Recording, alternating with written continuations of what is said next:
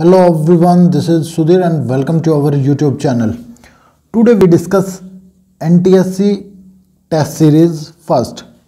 ये बेटा हमारी पहली टेस्ट सीरीज है जिसके अंदर हम जो बोर्ड के अंदर चाहे वो हरियाणा NTSC का हो या पंजाब NTSC या फिर किसी अदर स्टेट का NTSC का जो एग्ज़ाम हुए हैं उनके जो क्वेश्चन है वो मैं आपके सामने लेके आया हूँ। और इसमें हम मेनली जो डिस्कस करेंगे वो ज्योग्राफी और पॉलिटिकल साइंस के बारे में करेंगे।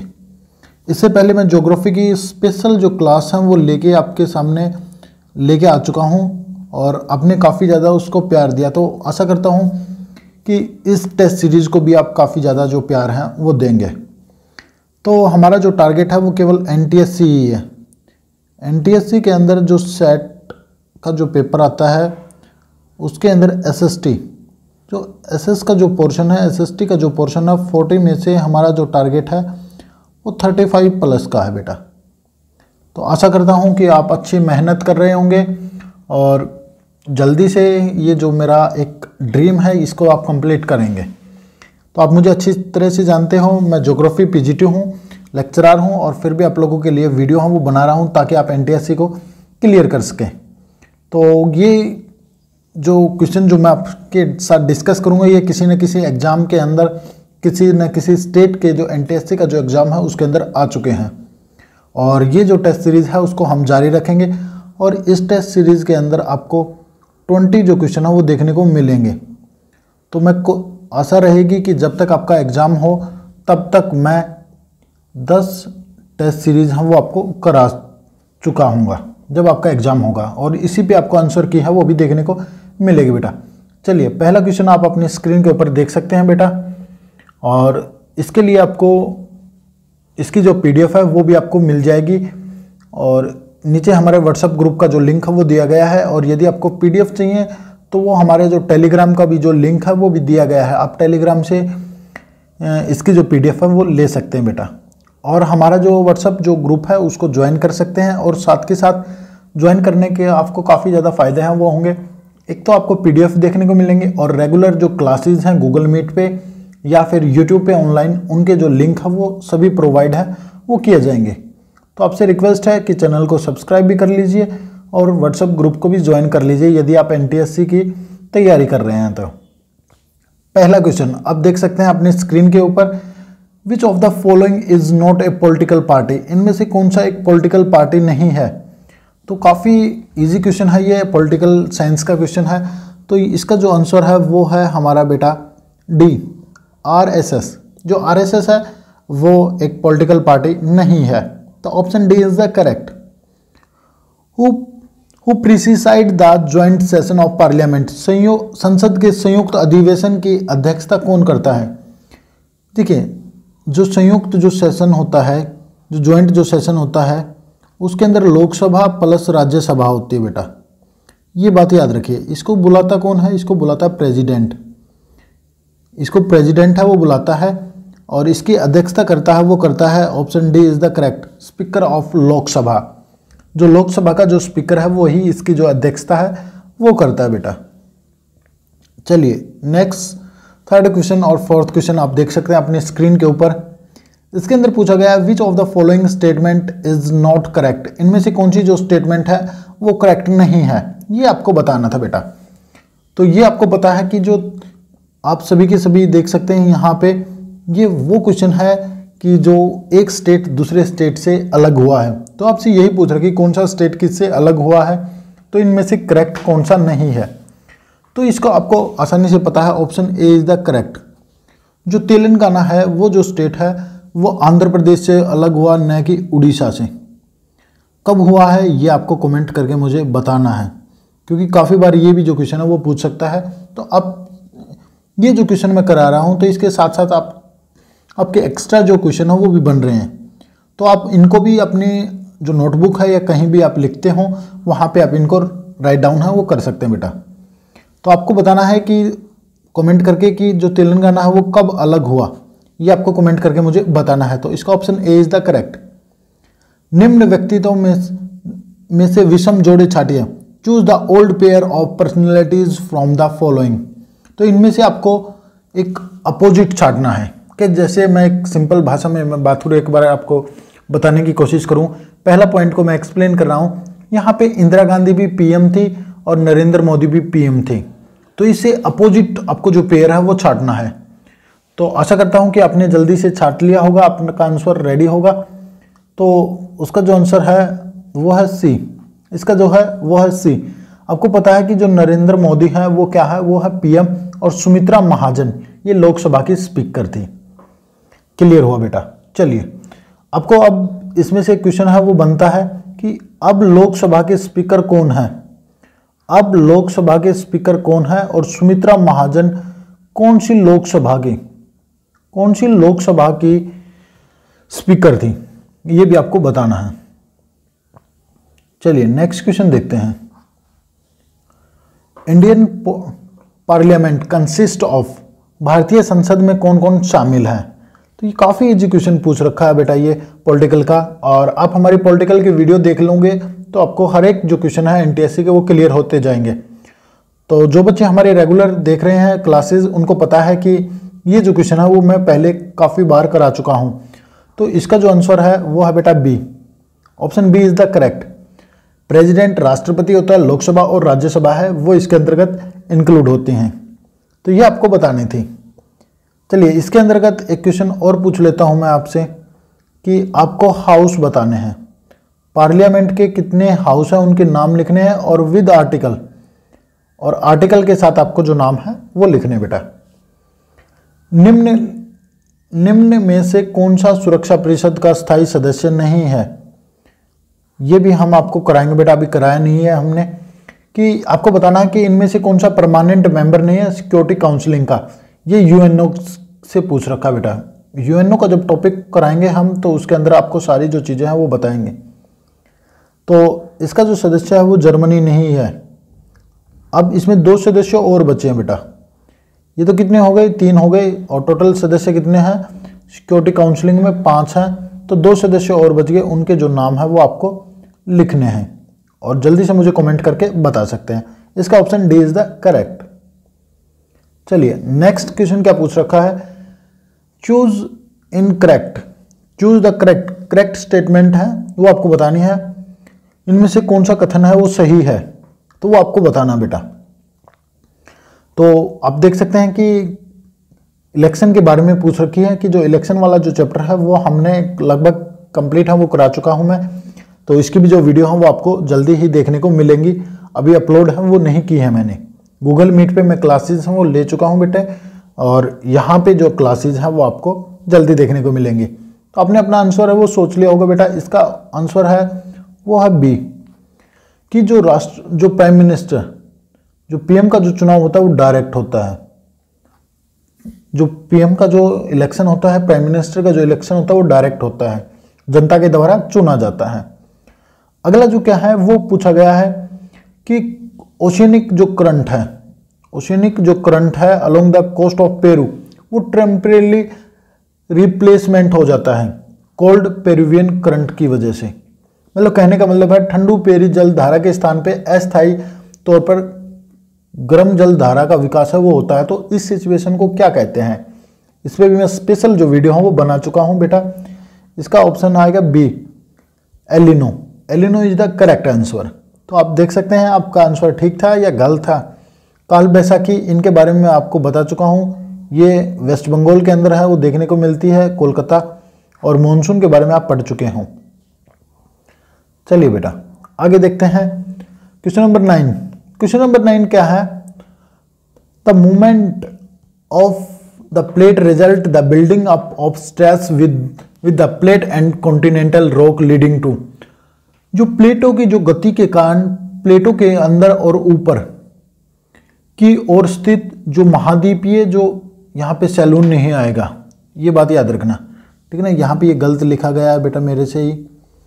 जो महाद्वीपीय मैं कहूँ कि जो भूपट्टी होती है उसके दबाव, उस पर जो दबाव हो वो उत्पन्न होता है, तो उसके कारण कौन सी जो प्रक्रिया है वो भर के सामने है, वो कौन सी जो प्रक्रिया है वो हमें देखने को मिलती है बेटा।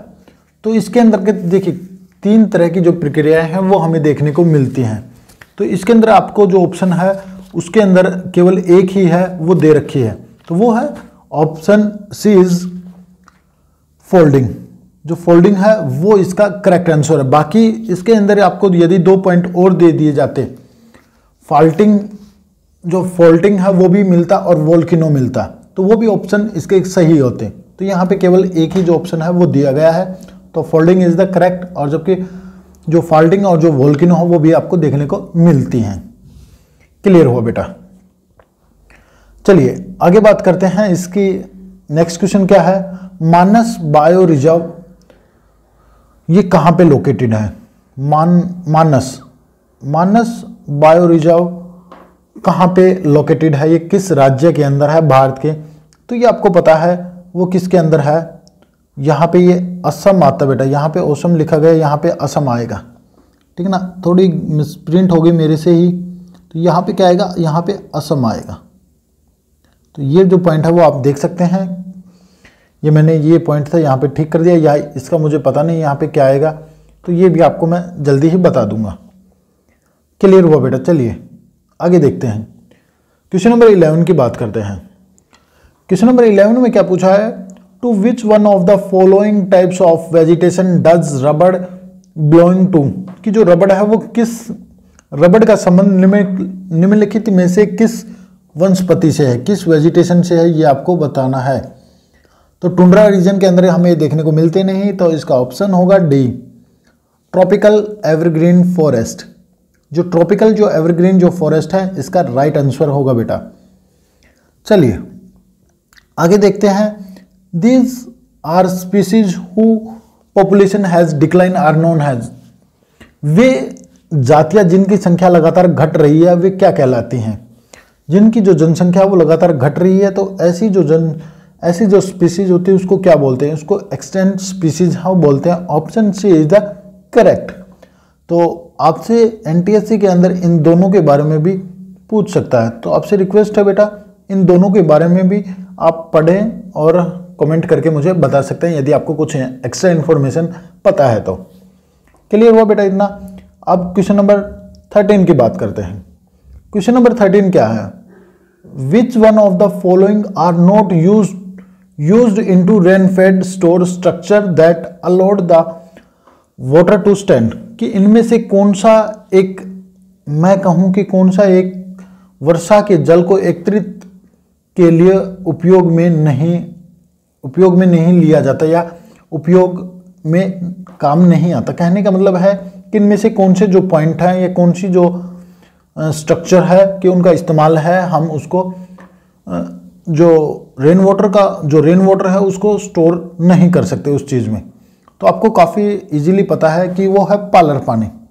कि जो वाटर होता है, जो मैं कहूँ कि सिंपल भाषा में कि जो वर्षा का जो जल होता है उसी को हम पालर पानी है वो बोलते हैं। बाकी तो और सभी खुदाई हैं और जोड़ हैं और पिट्स हैं, जो गड्ढे हैं, वो इनके अंदर हम जो वाटर है उसको स्टोर कर सकते हैं, पर इसके अंदर नहीं। नेक्स्ट क्वेश्चन क्या है, other than the current flow land is known has? पुरातन प्रतिभूमि को जाना जाता है, किस नाम से है उसको जाना जाता है, तो ये क्या होती है ये भी आपको बताना है। तो इसका option B is the correct, left cultivation for the past 1 to 5 year agriculture year.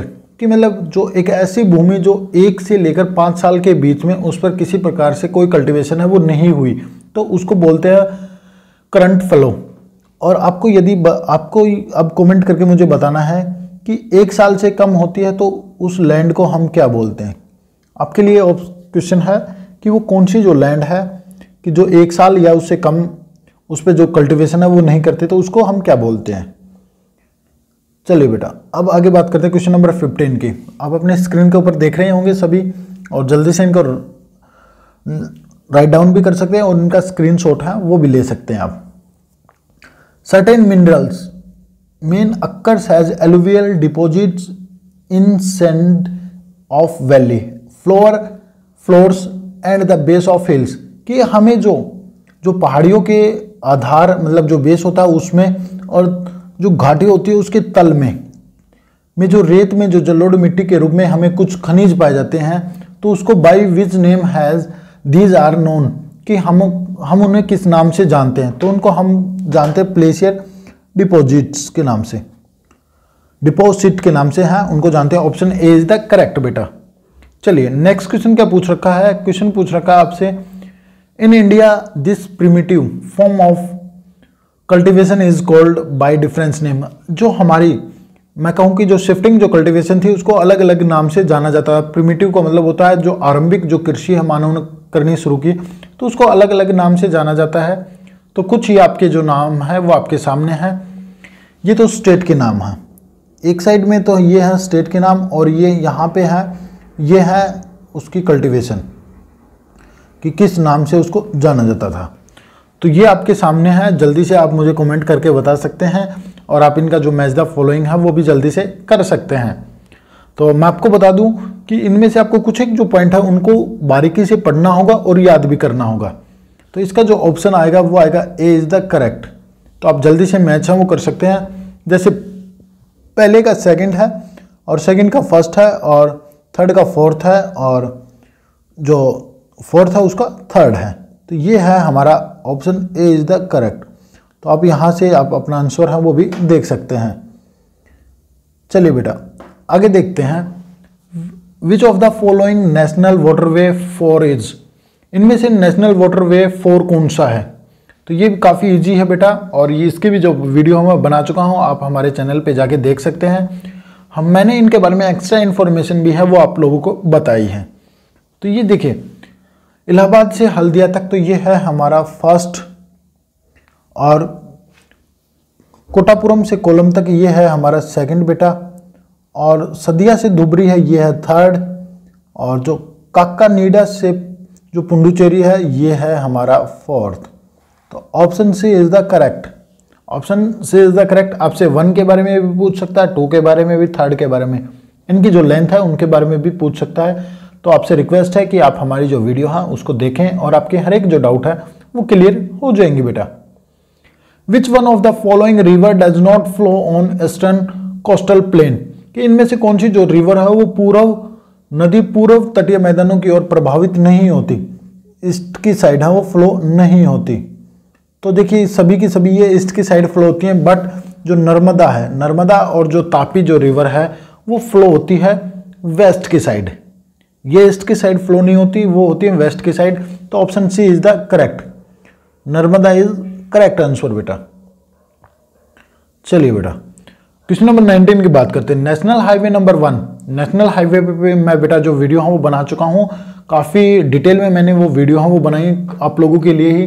तो आपसे रिक्वेस्ट है वो भी आप हमारी जो वीडियो है वो देख सकते हैं, और इस वीडियो का जो लिंक है वो आपको कहाँ पे देखने को मिलेगा, जो हमारे जो टेलीग्राम जो चैनल है उसका जो लिंक है वो नीचे दिया गया है। टेलीग्राम चैनल को जैसे ही आप ज्वाइन करोगे तो वहाँ पे आपको हर एक जो वीडियो है वो देखने को मिलेंगी बेटा।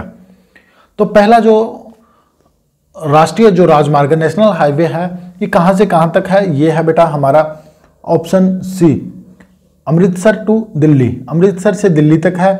और बाकी ये आप इनके बारे में भी आसानी से जान सकते हो कि आगरा टू मुंबई कौन सा है, वाराणसी टू कन्याकुमारी कौन सा है। इन सभी पे मैंने काफ़ी डिटेल से और काफ़ी इजी वे में वीडियो है वो बना रखी है, आप देख सकते हैं। Which one of the following is not a lagoon lake, lagoon lake मतलब होती है कि खारा, कि खारे पानी की लेक इनमें से कौन सी नहीं है। तो आपको पता है कि जो 3 ऑप्शन है वो बिल्कुल हमारे खारे पानी की लेक्स हैं, और बट जो 4th ऑप्शन है D is the Dal lake, पर ये एक फ्रेश वाटर लेक है। तो ऑप्शन डी है ये करेक्ट है। और इसी के साथ हमारा जो फर्स्ट है वो कंप्लीट हुआ।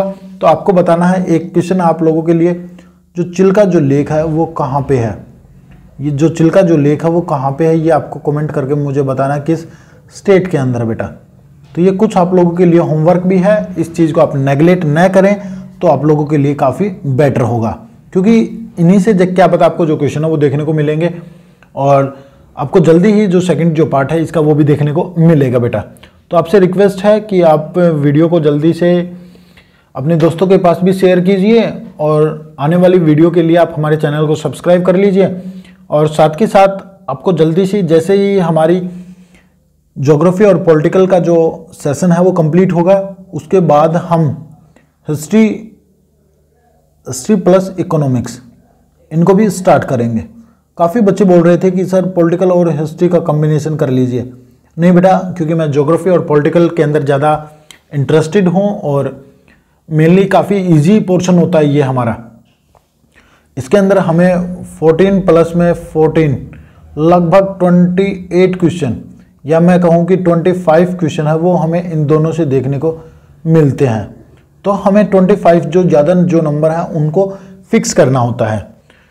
तो आपसे रिक्वेस्ट है कि इन्हीं को हम ज़्यादा प्रेफर करेंगे और बीच बीच में मैं आप लोगों के लिए हिस्ट्री और इकोनॉमिक्स की भी जो क्लासेस हैं वो डालता रहूँगा। उनके भी जो इम्पोर्टेंट जो क्वेश्चन है या मैं कहूँ कि जो और जो एग्ज़ाम है उनके अंदर आए हुए हैं उनको भी मैं आप लोगों के सामने लेके आऊँगा, ताकि आप लोगों की कोई प्रॉब्लम है वो न रहें। फिर भी आपको कुछ डाउट लगती है तो आप हमारे व्हाट्सएप ग्रुप को ज्वाइन कर सकते हैं और आपके हर एक जो प्रॉब्लम है उसका सॉल्यूशन है वो देखने को मिलेगा। इसकी पीडीएफ आपको हमारे टेलीग्राम चैनल पे देखने को मिलेगी और जो इसके अंदर एक्स्ट्रा जो क्वेश्चन पूछे गए हैं तो आपसे रिक्वेस्ट है कि उन क्वेश्चनों का जवाब दें और साथ के साथ आपकी कुछ और प्रॉब्लम लगती हैं तो आप मुझे कमेंट करके भी बता सकते हैं। आने वाली वीडियो के अंदर मैं उनको सोल्व करने की कोशिश करूँगा और जल्दी ही मैं इसका पार्ट 2 लेके आऊँगा। एनटीएससी टेस्ट सीरीज़ सेकंड है वो लेके आऊँगा ताकि आपको जल्दी से जो रिवीजन है वो भी हो सके। आशा करता हूँ कि आपका सिलेबस है वो कंप्लीट हो चुका होगा। तो बस बेटा आज के लिए इतना ही, मिलते हैं नेक्स्ट वीडियो के अंदर। Thank you.